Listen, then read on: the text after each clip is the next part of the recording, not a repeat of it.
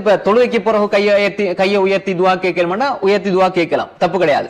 ஏனென்றால் கையை உயர்த்துவது என்பது நம்ம எப்படி துவா கேட்கும் பொழுது நம்ம வந்து அல்லாஹ்வோட பெயரை சொல்லி புகழ்றோமோ, அதே மாதிரி இஹ்லாஸ பேணிக் கொள்றோமோ, தௌபாவை பாவங்களை குற்றம் குறைகளை முன்னிறுத்தி துவா கேட்கிறோமோ, அது மாதிரி நபி ஸல்லல்லாஹு அலைஹி வஸல்லம் மீது ஸலவாத்து சொல்றோமோ, அப்படி ஒழுங்குகள் என்ற அடிப்படையில தான் இந்த கையை உயர்த்து என்பது வருமே தவிர தொழுகைக்கு பிறகு ரசூலுல்லாஹ் கையை உயர்த்த இல்லை என்பதனால நம்ம வந்து கையை உயர்த்துவது பித்அத் என்றோ கூடாது என்று சொல்வதற்கு முடியாது.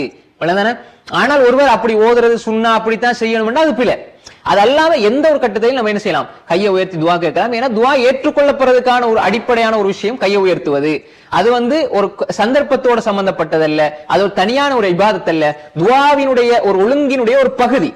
அப்ப துவா உதாரணம் வச்சுக்கோங்களேன், துவா கேட்கும்போது ரசூல் ஸல்லல்லாஹு அலைஹி வஸல்லம் வந்து இப்படி துவா செஞ்சாங்கன்னு நமக்கு துவா வருது. அப்ப அந்த ஒழுங்குல தான் நம்ம துவா கேட்கணும். அது எல்லா சந்தர்ப்பத்திலும் நம்ம கேட்கலாம். இந்த நேரத்துல நீங்க கேட்க கூடாது என்பதற்கு எந்த ஆதாரமும் நம்ம சொல்லாத வரை இது கூடாது என்பதை நம்ம தடை செய்ய முடியாது பொதுவான ஒரு விஷயத்துக்கு.